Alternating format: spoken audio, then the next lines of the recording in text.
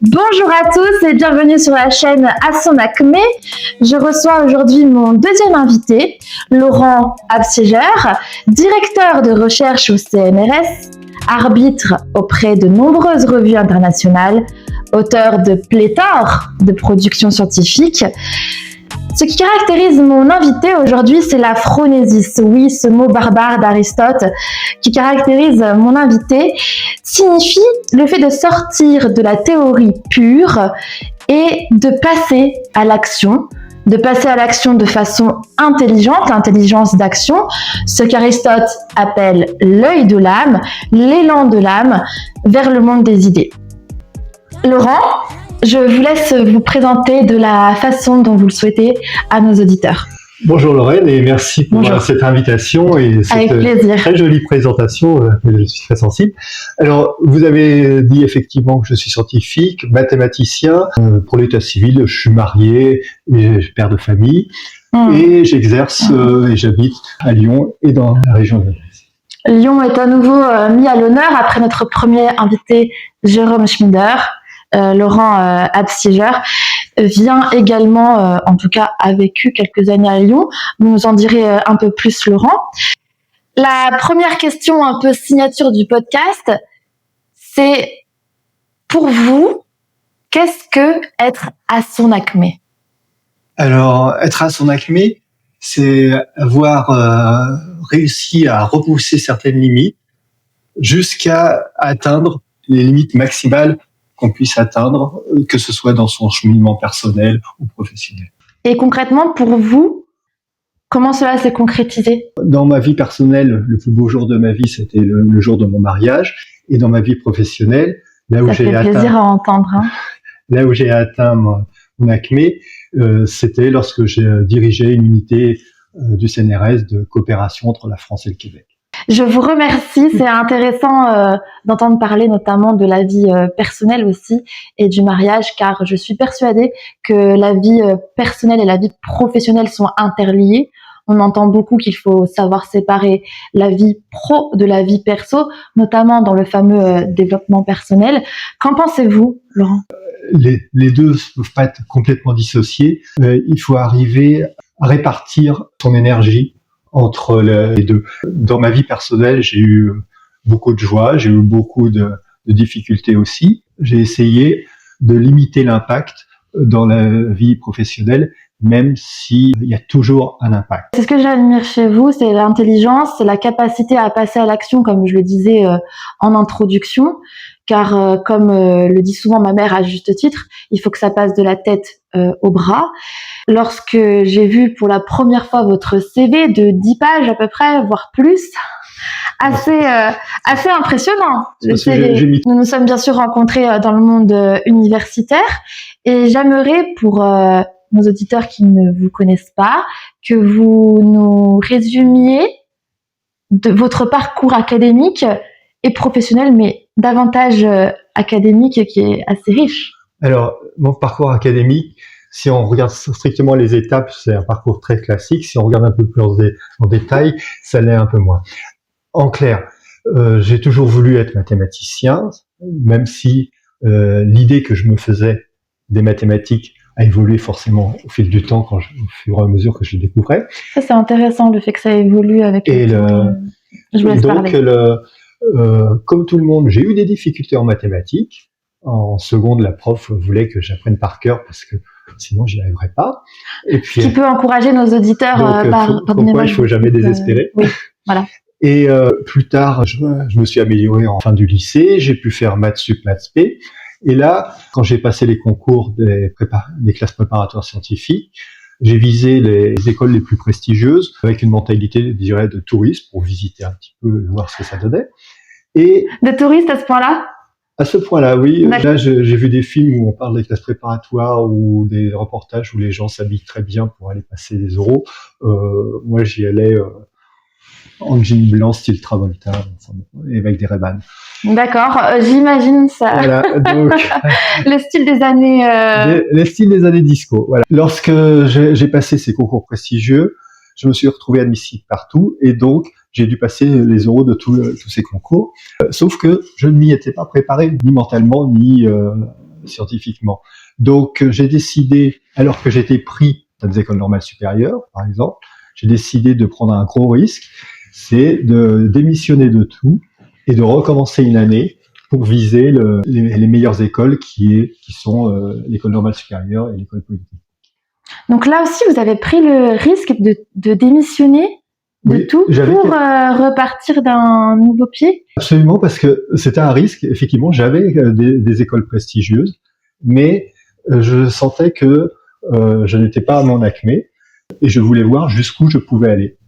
Donc, j'ai pris ce risque de démissionner. C'était un risque calculé, mais réel, parce qu'il suffisait que j'ai un accident de voiture un mois avant les concours l'année suivante pour ruiner tous ces plans. Et puis j'ai fait quelque chose qui se fait pas habituellement, c'est que j'ai changé de lycée parce que j'avais besoin d'un nouveau défi, nouveau challenge, nouvel environnement, alors que j'étais dans un lycée très bien. Quel lycée? Le lycée Charlemagne. Mais à Paris, c'est ça? À Paris. D'accord. Oui, parce que parisien. Et oui, je suis parisien et même un pur parisien puisque je suis né dans Paris Intramuros. Donc, nul n'est parfait, cher Laurent. Heureusement. Donc j'ai changé pour le lycée Louis le Grand, qui est la référence en la matière, et toujours encore, et avoir au lieu d'être un premier de la classe facile, de me retrouver face à des élèves brillants qui pouvaient me changer. Et cette capacité que vous avez, que j'ai mentionnée dès l'introduction, de passer à l'action, bien sûr de façon intelligente, je ne parle pas de coup de tête ou de coup de sang, mais d'action réfléchie, mais de prise de risque également. Qu'est-ce que vous auriez à dire à ce sujet aux jeunes qui nous écoutent, ou d'ailleurs aux moins jeunes? Est-ce que vous connaissez, Laurent, le syndrome de Bartleby? Non, expliquez-moi. Et pourtant, ça vient des États-Unis. Vous y êtes allé plusieurs fois, je crois. J'y ai même travaillé pendant 1 an. C'est le scribe d'Herman Melville. Ça vous dit rien? Non, ça rejoint la culture d'entreprise dont je vous ai parlé plusieurs fois, où les salariés sont dans une prison dorée, on peut dire ça comme ça. C'est un personnage très passif dans l'immobilisme, qui ne cesse de répéter à son employeur « I would prefer not to ». Vous parlez anglais mieux que moi, vous avez compris. Cela montre que la prise de risque en entreprise aujourd'hui est absente parce que les salariés sont noyés, pour la plupart, pas dans toutes les entreprises, sont noyés par des process compliqués, trop compliqué. Alors certes, il faut un cadre, mais lorsque ça devient du process à tout va, il n'y a plus de place pour la créativité, pour la prise de risque et pour également le sens qui est important à mettre dans le travail, mais également dans la vie personnelle. Qu'est-ce que vous en pensez et qu'est-ce que vous conseillerez à la jeunesse? Comme vous le savez, on en a parlé il n'y a pas longtemps, j'ai eu une expérience professionnelle où j'ai pu côtoyer 2 entreprises en même temps, l'une qui avait aucun process, aucun cadre. Sans cadre, on ne peut pas travailler correctement. L'autre avait trop de process. On faisait des réunions pour parler de travail au lieu de travailler. On nous parlait de l'humain et de l'intégrité au travail, alors que dans les faits, ce n'était pas le cas. 3 petits points, je pense que beaucoup se reconnaîtront dans ce que j'explique. Vous avez employé le mot de création. Pour moi, l'essentiel, c'est la création et l'imagination.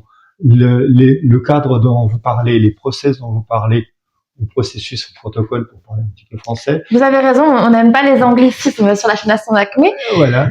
On peut les éviter. Oui, j'ai vécu 7 ans au Québec, donc la défense de la francophonie m'est très chère. On se rejoint là-dessus.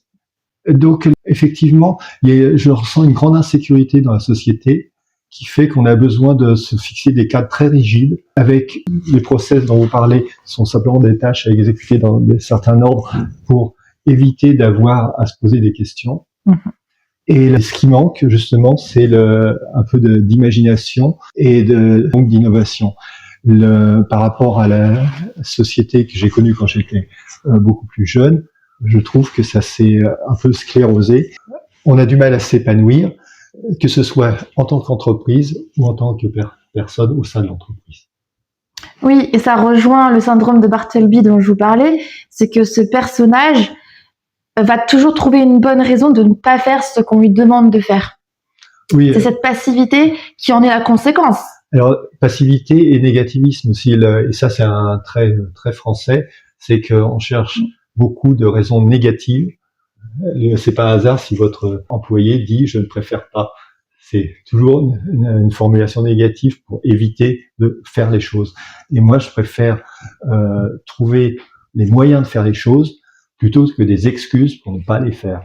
Oui, le I would prefer not to qu'il va répéter pendant tout le long de l'histoire, ce fameux scribe, même lorsqu'il va être licencié.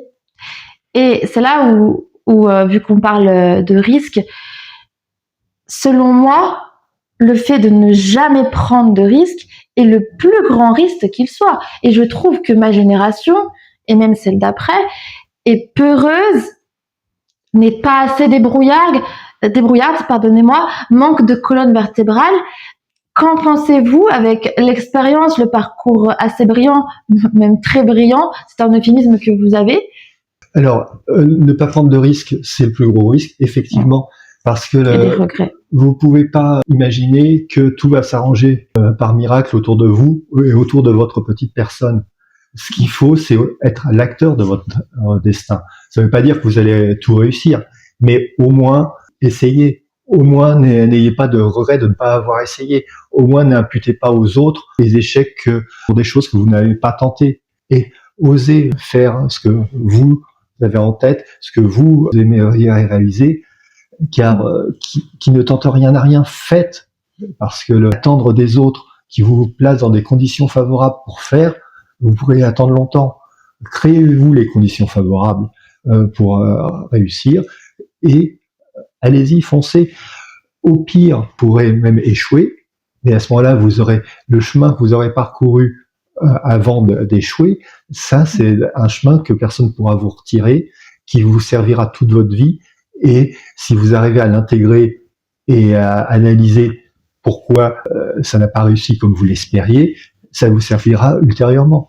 Oui, et ça me fait penser à la phrase « l'esprit croit ce qu'il craint » et ça rejoint la peur. La peur, qui pour moi est égale au manque de confiance. Je ne sais pas ce que vous en pensez.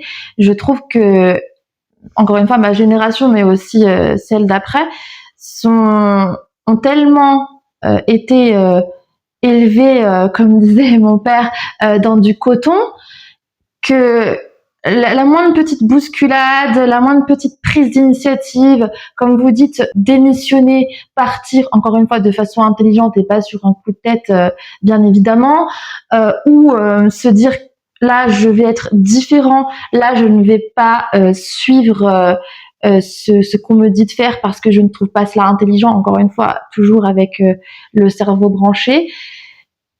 Qu'est-ce que vous en pensez ? Quel conseil donneriez-vous à ces jeunes-là, à ces gens-là qui ont peur de tout, appelons un chat un chat, hein. Moi, je le vois autour de moi. Oui, mais là, s'ils ont peur de se lancer, c'est que, à mon avis, ce qu'ils ne voient pas, c'est qu'en restant immobile et en n'agissant pas, ils se créent des dangers qu'ils ne perçoivent pas forcément et qui se retourneront contre eux. Il vaut mieux oser, essayer, tenter, quitte à avoir des échecs, ça sera toujours formateur. Et si on apprend des échecs, parce que certaines personnes ont des échecs et remettent tout sur la société, sur autrui. Ça, c'est aussi une question d'ego. Il y a certaines personnes qui sont tellement persuadées d'avoir raison sur tout, qu'elles s'entêtent. Évidemment, là, il n'y a pas grand-chose à faire. Il faut avoir une certaine ouverture d'esprit pour pouvoir aussi remettre en question son analyse ou son approche en vue des objectifs. Pour ce qui est des jeunes qui sont élevés dans le coton, il y a aussi... Dans la soie, je dirais même. Hein. Ah, ouais. Je vais compléter mon père. Oui. C'est vrai que nous sommes à Lyon et nous vous conseillons la soie lyonnaise. Vous avez Lyon, raison. la capitale de la publicité sur la magnifique ville de Lyon et sa soie et les canuts lyonnais. J'essaie d'englober un maximum de situations. D'accord. Donc ça peut être des difficultés personnelles, des difficultés familiales, des difficultés matérielles. Pour moi, c'est l'ensemble des difficultés qui sont très importantes, marquantes et impactantes dans la construction de l'enfant et de l'adolescent, et donc de son parcours scolaire et universitaire. Donc, il y a un énorme gâchis de compétences parce que je suis persuadé, tous ces jeunes qui sont confrontés à des énormes difficultés, il y a énormément de potentiel, une acmé qui pourrait être beaucoup plus haute que ce qui est proposé. Acmé qui signifie apogée. On parlait en off du vocabulaire de la langue française qui s'appauvrit malheureusement. Acmé, je ferme la parenthèse.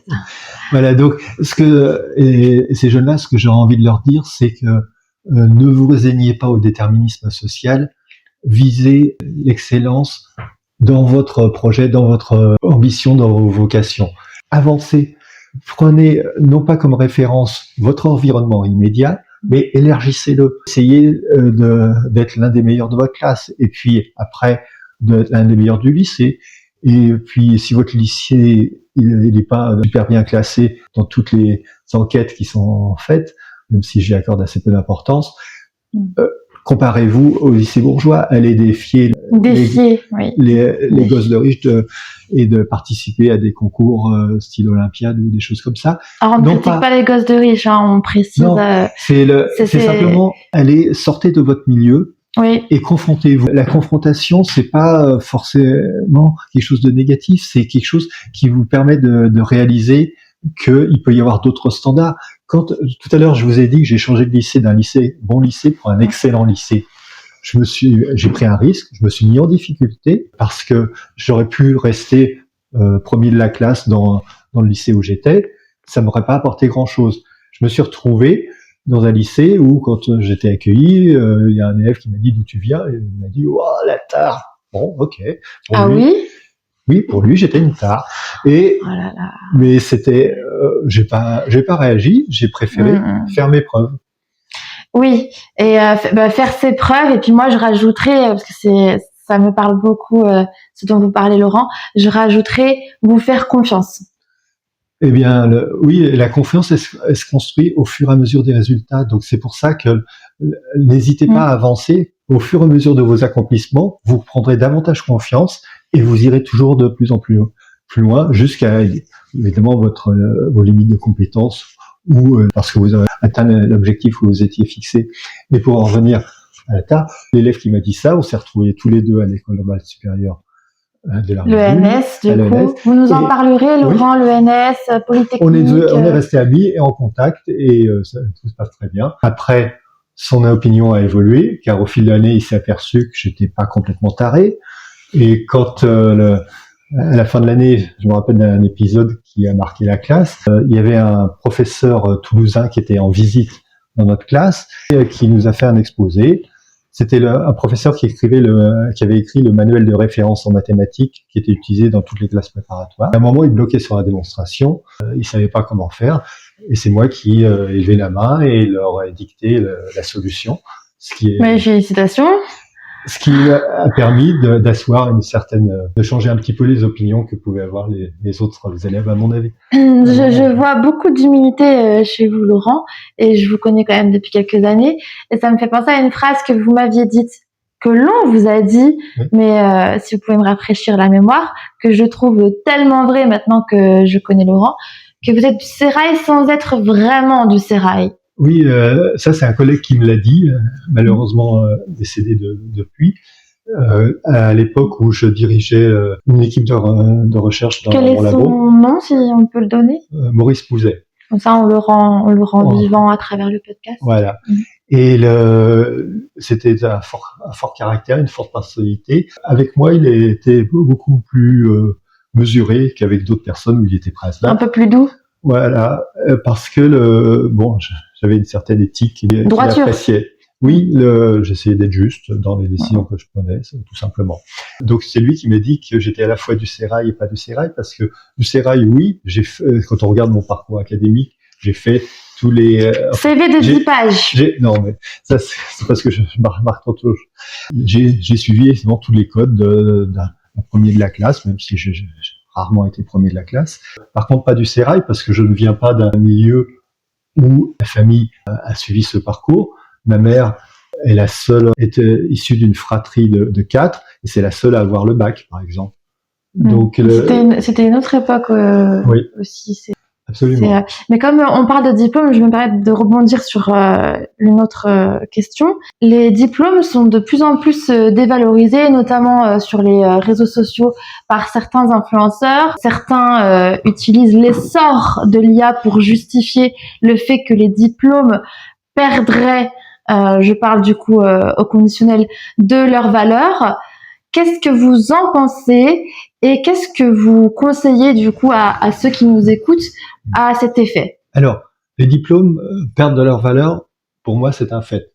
Et c'est pas lié à l'IA ou aux réseaux sociaux, c'est plutôt les décisions politiques qui voulaient que beaucoup de personnes soient diplômées. Quand j'ai passé le bac, on en parlait à l'instant, 30% de la population avait le bac. Là maintenant, c'est plutôt 80, 90, voire 95 selon les années. Et la difficulté n'est pas la même. Et alors, ça, c'est un effet qui se répercute dans les études, où maintenant, il faut arriver absolument à avoir bac plus 3, bac plus 5 pour pouvoir prétendre à certains emplois qui, honnêtement, n'ont pas besoin de tant de compétences. Oui, les diplômes perdent leur valeur. Par contre, ce qui perd pas de sa valeur, c'est l'apprentissage. Et il faut faire la différence entre le savoir et l'accès à l'information. On est dans une société, effectivement, où avec d'abord les moteurs de recherche, puis maintenant avec l'IA, on peut facilement avoir accès à beaucoup d'informations. Oui.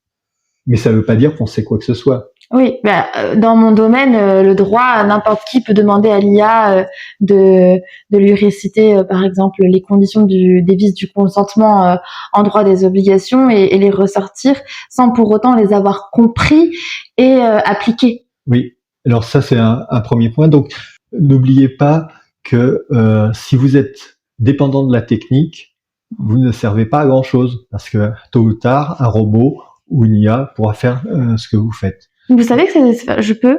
Je vous en prie. Vous savez que non, ça m'interpelle parce que en effet, je ne suis pas contre l'IA. C'est davantage la question à se poser, c'est davantage comment on utilise l'IA. Et en effet, si on l'utilise comme de l'assistanat, quid quand il n'y aura plus d'IA? Enfin, si l'IA est coupée demain, comment se débrouille la personne en question?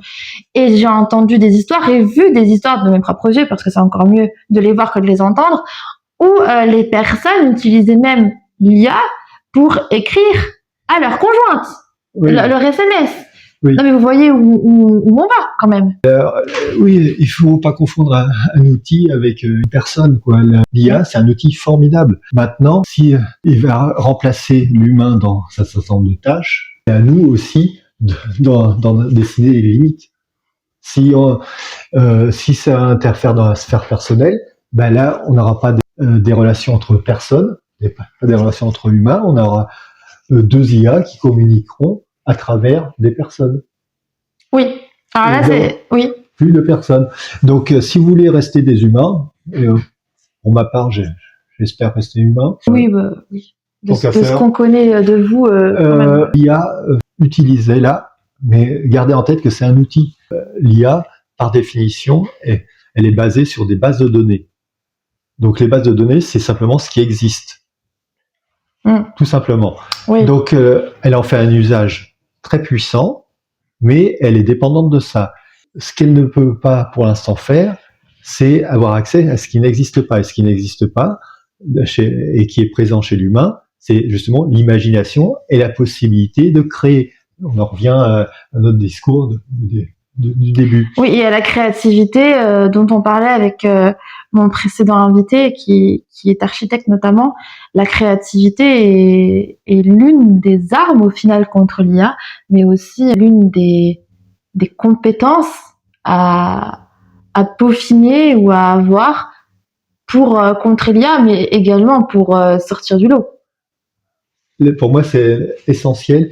Et l'IA va, à mon avis, va non seulement impacter très fortement l'économie et la société, comme ça commence déjà avec beaucoup de suppression d'emplois dans certains secteurs, mais ça va aussi impacter la relation à l'humain et la vanité humaine, parce qu'on a tendance à se croire, nous, en tant qu'humains, tellement supérieurs à toutes les autres espèces. L'humain se prend pour Dieu.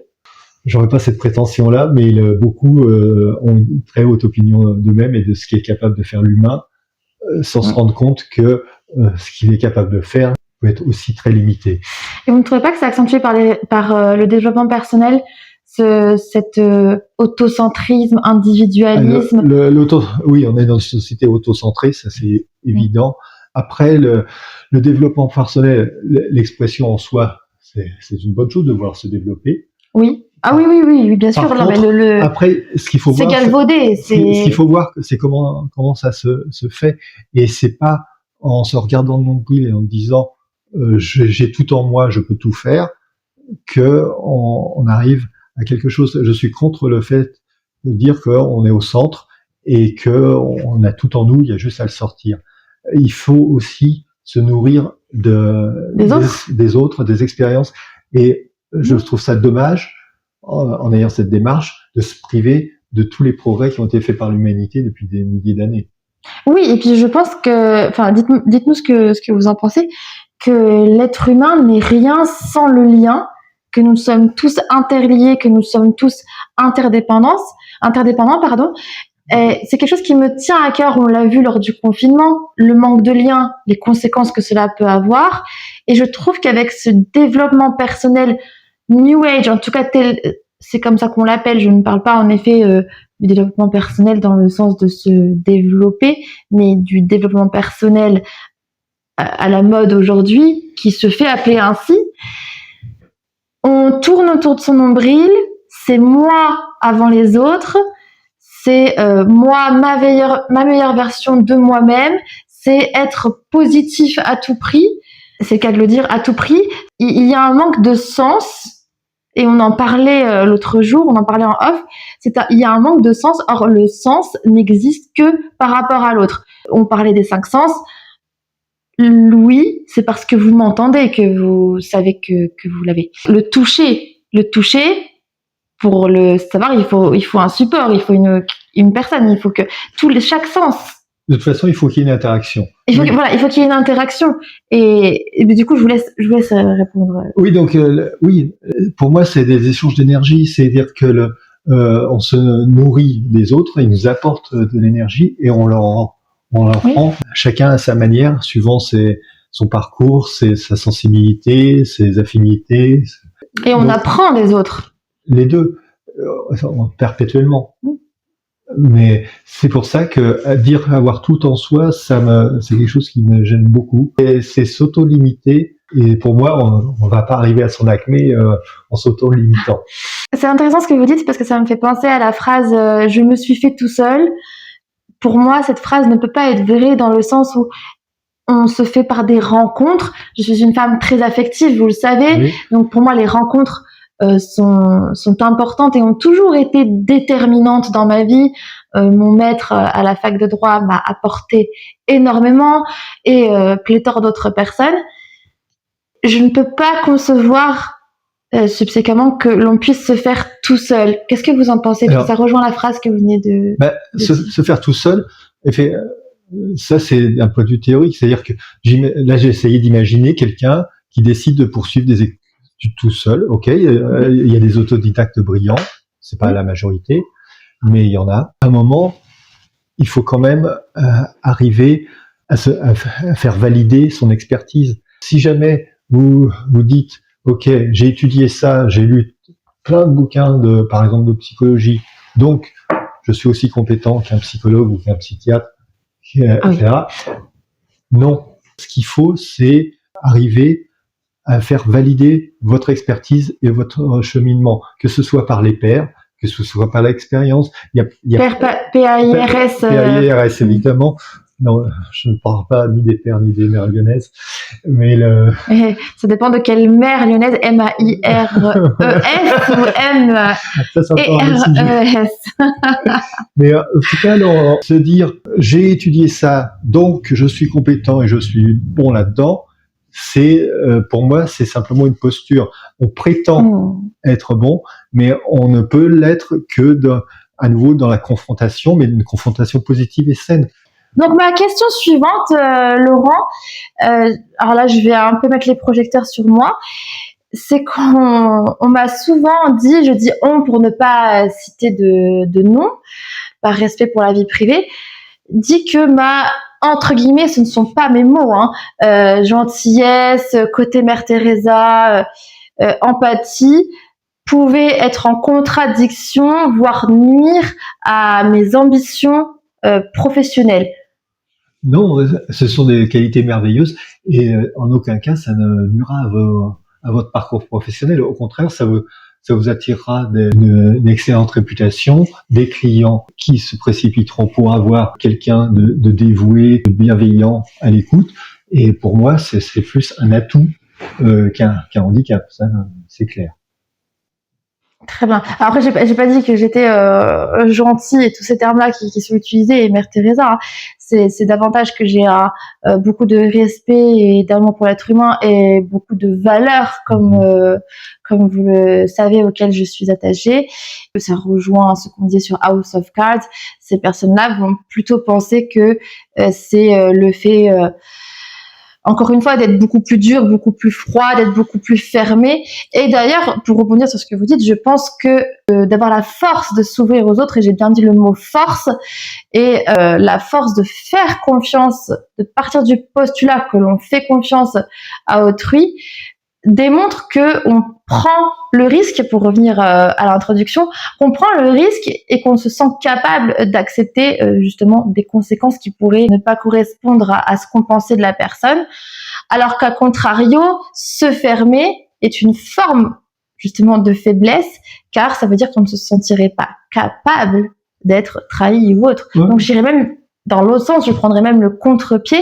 Il faut être assez fort pour pouvoir s'ouvrir et être ce qu'on appelle bienveillant envers les autres et faire confiance. Quand on se met dans cette position, ça veut dire qu'on se sent assez fort pour pouvoir effectivement être confronté à des personnes qui ne sont pas aussi bienveillantes.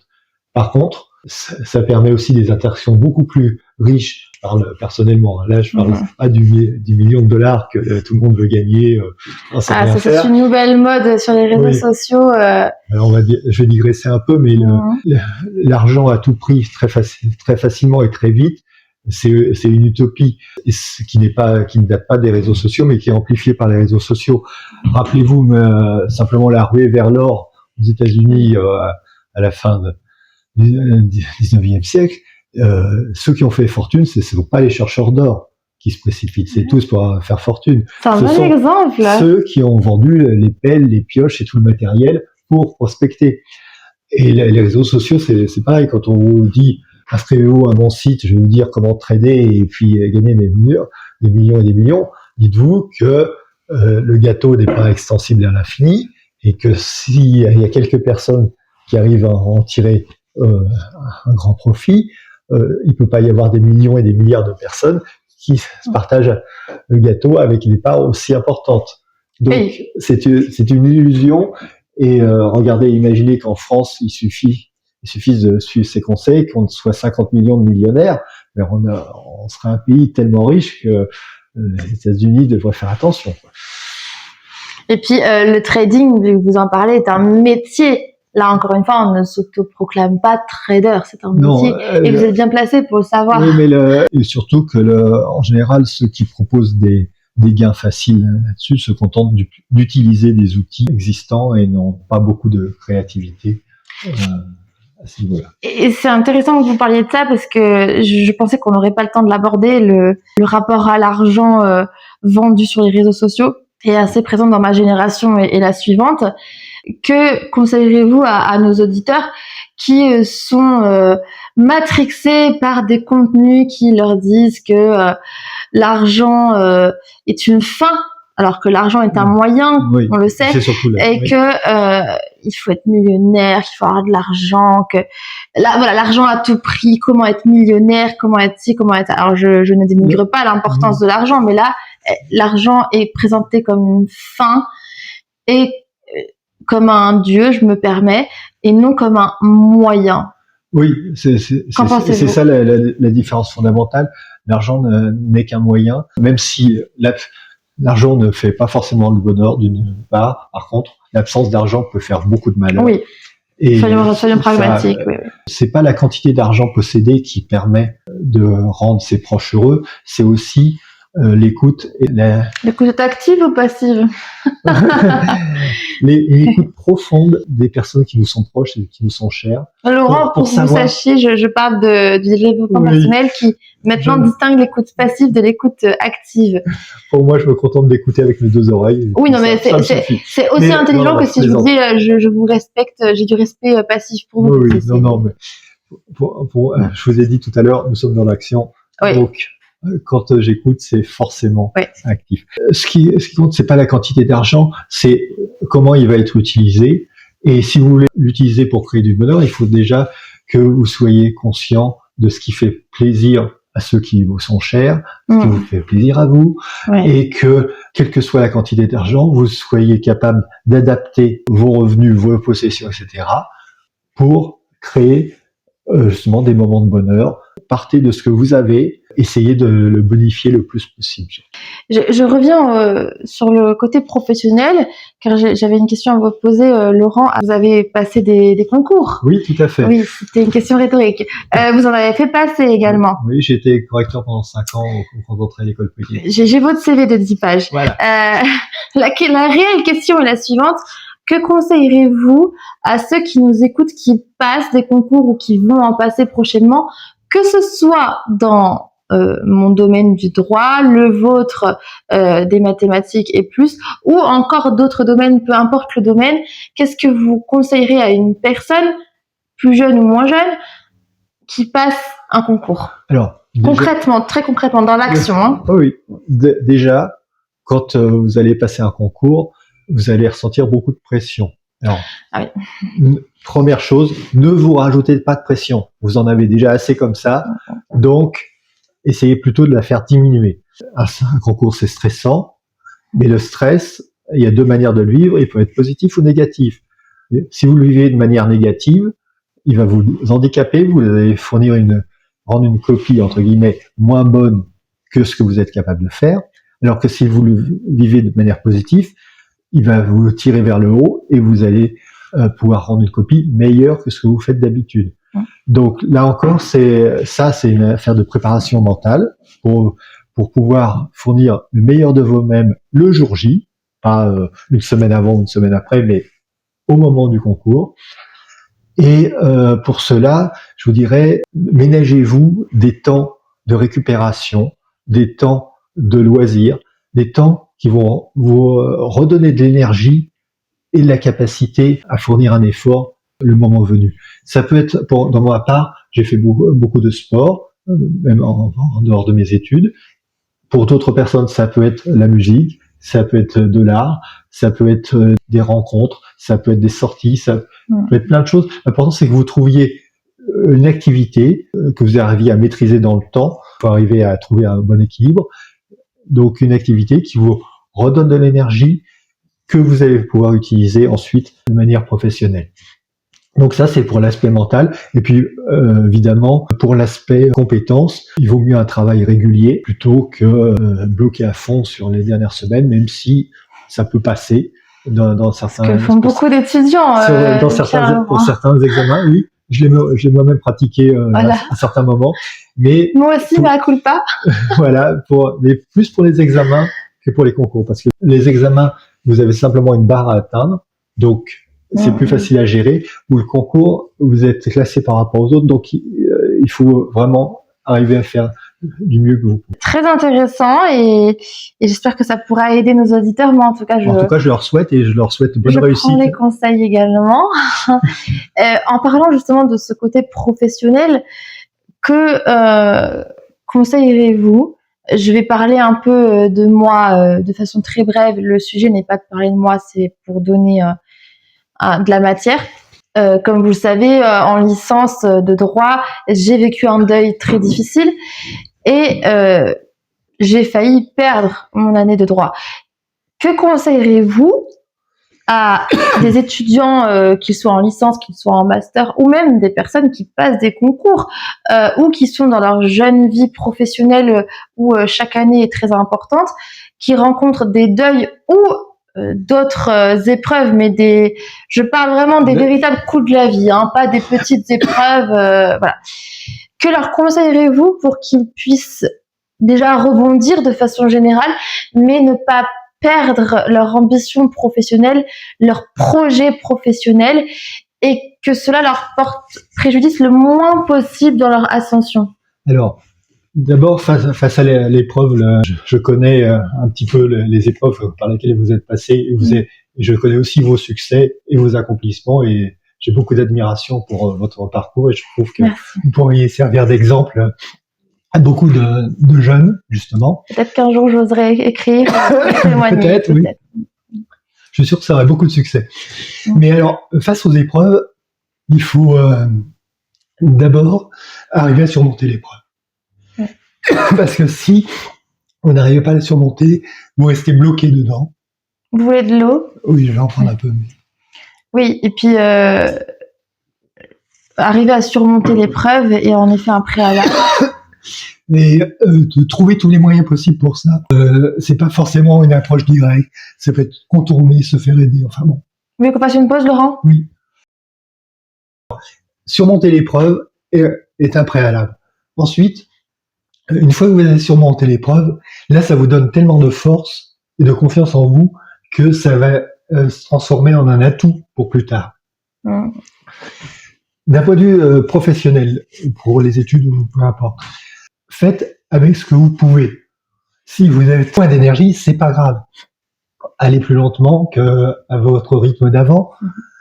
Trouvez d'autres chemins. Le plus important, c'est de rester focalisé sur ses objectifs.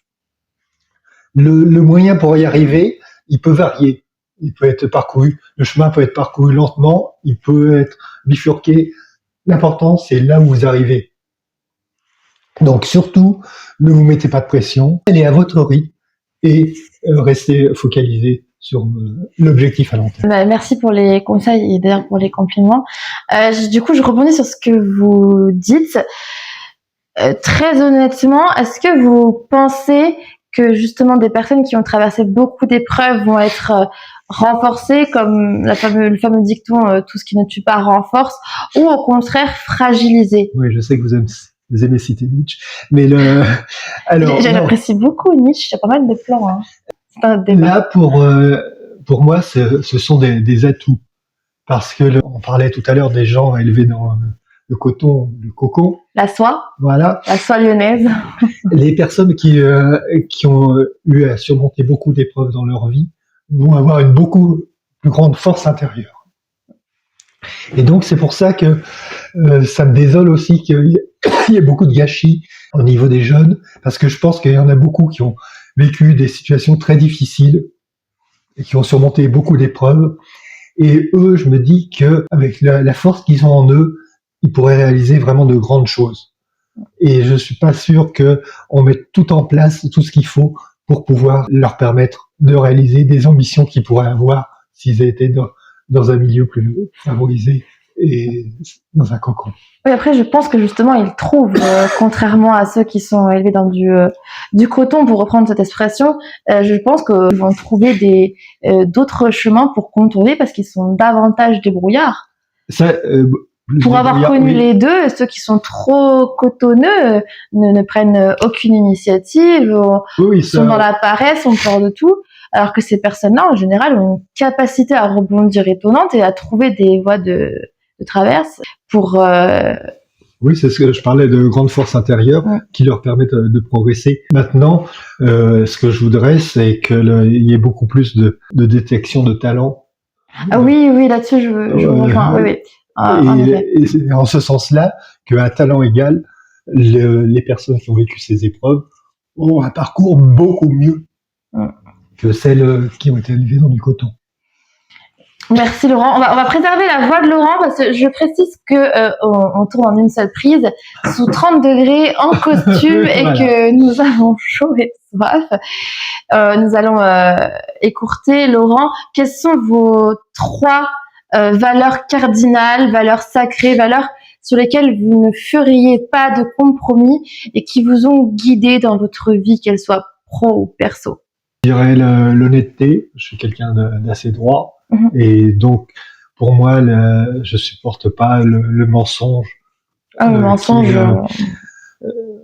qui est quelque chose de tellement mauvais quand il est fait à des femmes manipulatrices. Je ne dis pas mentir sur son âge, ok, ça je peux le faire. Oui. Mais voilà. Les du mensonge déjà récurrent et puis voilà. qui fait du mal aux proches. Oui, mensonge manipulateur, disons, pour simplifier. Ouais. Ensuite, je dirais la justice, parce que j'aime que et là ça va dans votre sens. Non, même pas dans mon sens, c'est que, comme vous le savez, vous me connaissez quand même un petit peu depuis toutes ces années, je suis très attachée à la justice. Absolument. Donc je combats l'injustice. Oui. De toutes mes forces. Donc la justice c'est important parce que c'est quelque chose qui nous concerne tous et pas simplement, ça se passe pas au niveau individuel. Alors qu'on a tendance dans une société très autocentrée et individualiste. Ouais. Et là, la justice, c'est quelque chose qui est au-dessus de nous. Et puis après, je ne sais pas si on peut le rentrer dans la catégorie valeurs, mais quelque chose qui me tient beaucoup à cœur, c'est évidemment l'amour, parce que pour moi, c'est un moteur. Tendresse, non ? Oui, je sais qu'il y a une chanson très belle qui est consacrée à la tendresse. Oui, de Bourvil, qu'une personne que j'aime beaucoup et que je salue si elle nous regarde, apprécie énormément aussi. Oui, donc l'amour, pour moi, c'est un moteur très fort.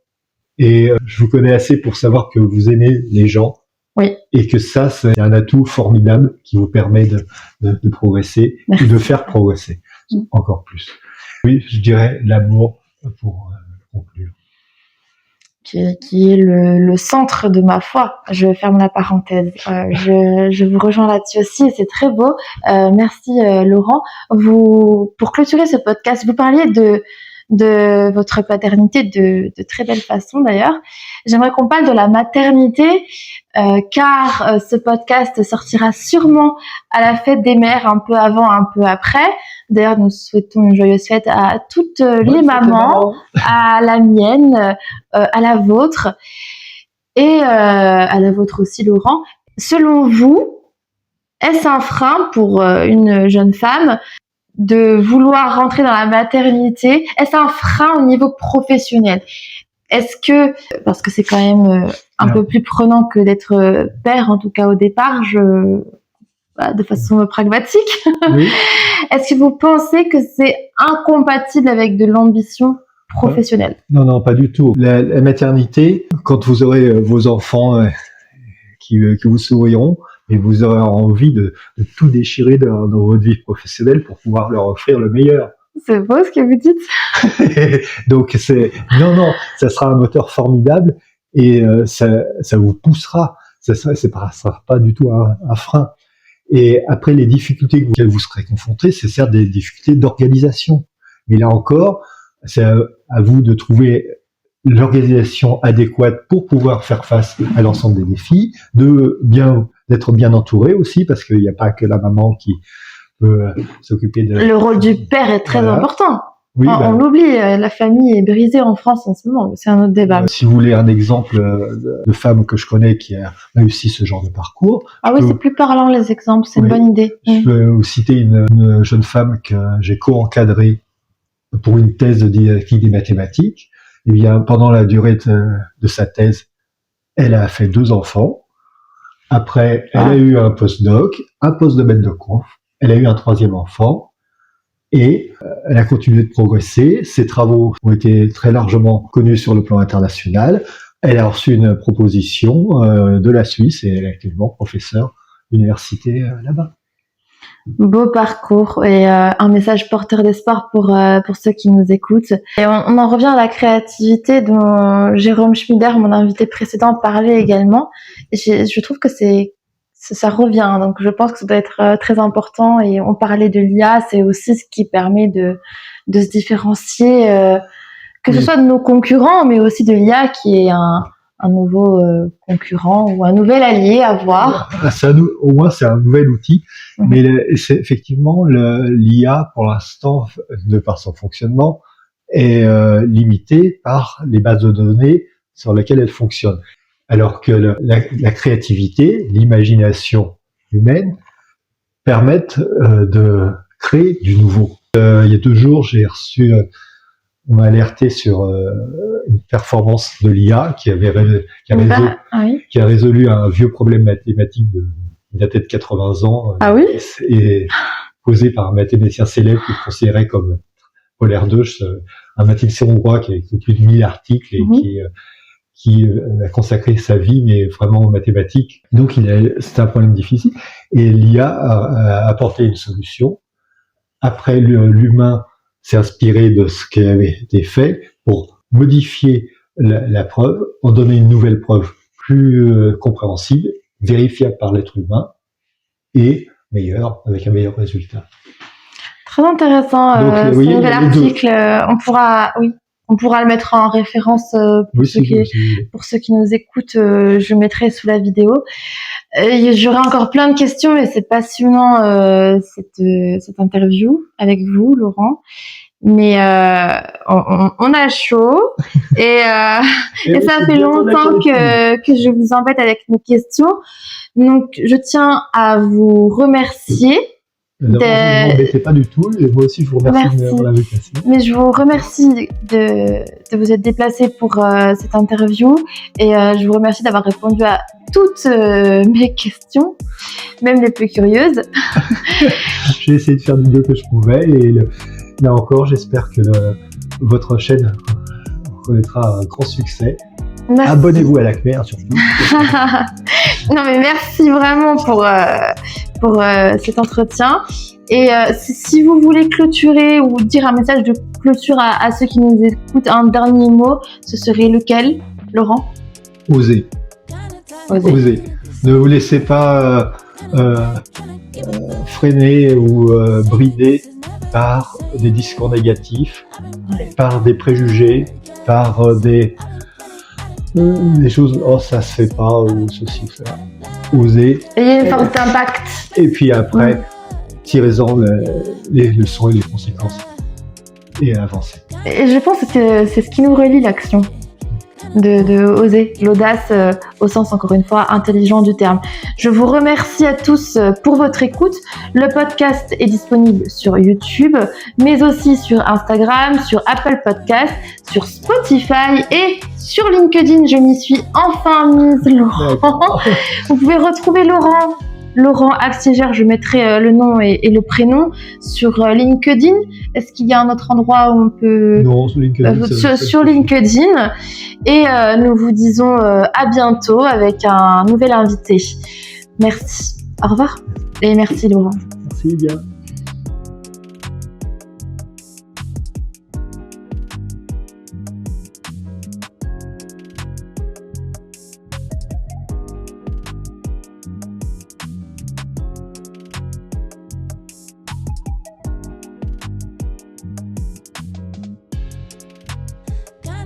Try